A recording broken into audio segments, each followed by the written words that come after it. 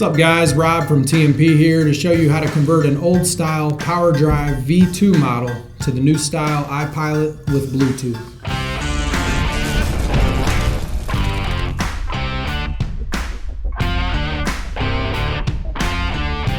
The PowerDrive V2 model was manufactured from 2007 to 2016. Minn Kota used to make a kit that would add iPilot to these motors, but they recently discontinued it.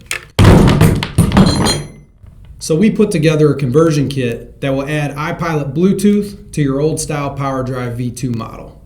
The kit includes the iPilot Bluetooth top cover, the matching new style control box base, the iPilot Bluetooth remote, and all of the installation hardware. If you want to pick one of these kits up, we'll have the link down in the description below. I'm going to show you how to install it step by step, so let's get started. First, we're going to disconnect power from the motor. Next, we're going to remove the top cover by taking out the 4 number 2 Phillips screws. And now we can take the top cover off. On this model, it just has red and black power wires. Some models will have additional wires for sonar or for autopilot. For models with autopilot, you'll disconnect the wires from the control board inside the head and put heat shrink or electrical tape on them to protect the exposed ends. You will then discard the old board and compass because you won't be using those with the new control box. Next, we can disconnect the wires in the head.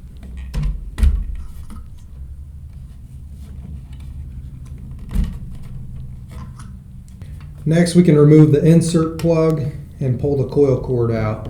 There's a couple of little plastic tabs on the insert plug. You want to pop these loose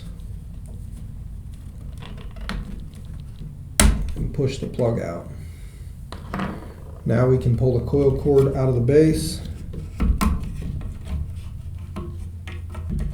And once the coil cord is free, we can remove the control box mounting bolt located on the outside of the control box base with a number 2 Phillips.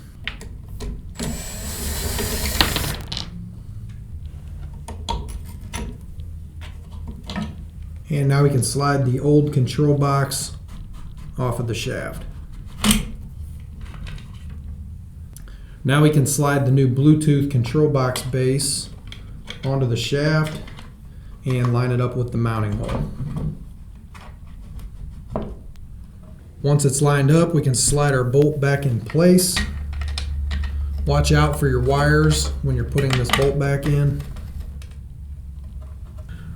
Now we can slide the nut into the groove and slowly spin the mounting bolt until it's tight. Now we can slide our coil cord back up through and reconnect our power wires.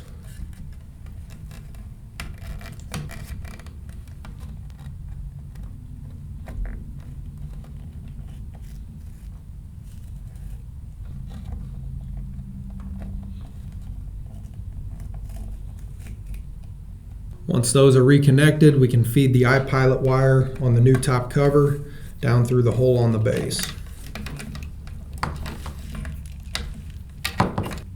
Next, we can install the new insert plug. We're going to slide the iPilot wire into this groove here. They leave you enough room in this groove in case you have a sonar wire as well that it can fit in there.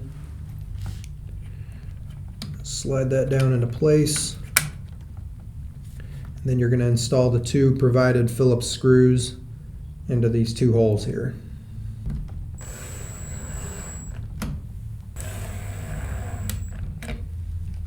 And now we can screw the new top cover in.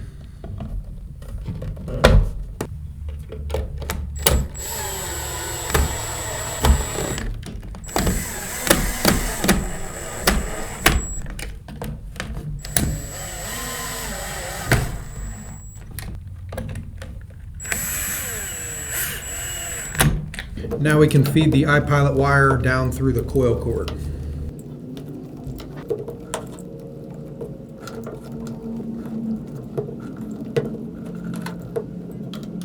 Next, we can put the motor in the deployed position, giving us access to the control panel. Next, we can remove the side plates. There will be 2 number 3 Phillips screws on each side.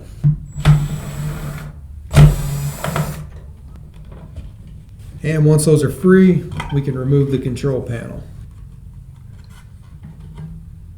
Next, we can remove the strain relief holding the wires in place.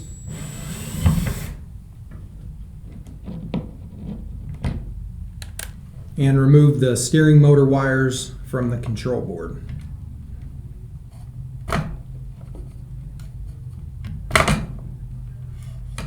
And once those are removed, we can plug our black and white wires that are connected to our iPilot wire into the wires on the steering motor.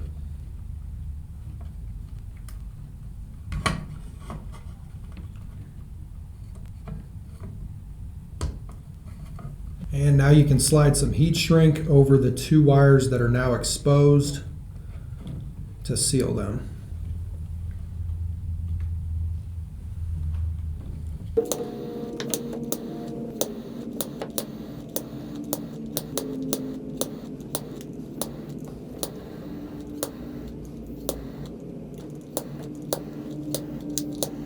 Once that's done, we can screw our strain relief back into place. You'll notice on the strain relief that there's 3 grooves. The big groove is going to be for your power wire. The groove right next to the screw is going to be for your plug coming off the control board. And this third groove here is going to be for your new iPilot wire. The small wire is going to run into that groove there. The bigger wire is going to stay out.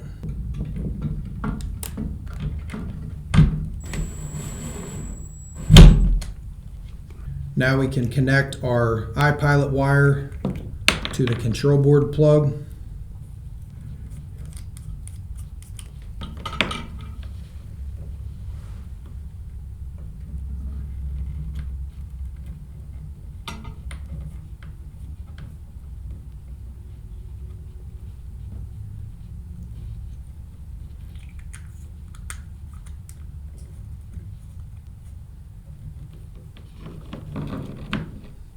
And put our control panel back into place.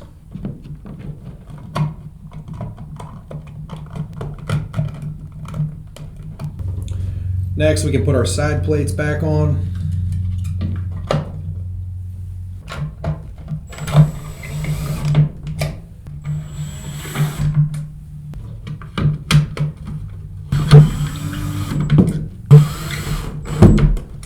And once that's done, we can hook the motor back up to power and test.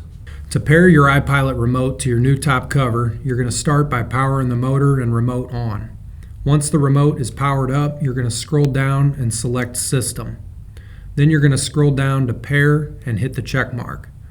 Once you do this, your screen should say Scanning for Motor. While your remote is scanning, you're going to press and hold down the Pair button on the top cover of your motor. A steady tone should come out of the top cover. When the pairing is successful, you will hear 3 beeps. Once you do this, the installation is complete and you're ready to test. So that's all there is to installing this conversion kit. If you guys need to pick one of these up, we'll have the link in the description below. I hope this video helped. If it did, make sure to give it a like and subscribe to our channel so you don't miss any of our other repair, maintenance, or quick tip videos. As always, thanks for watching and keep trolling.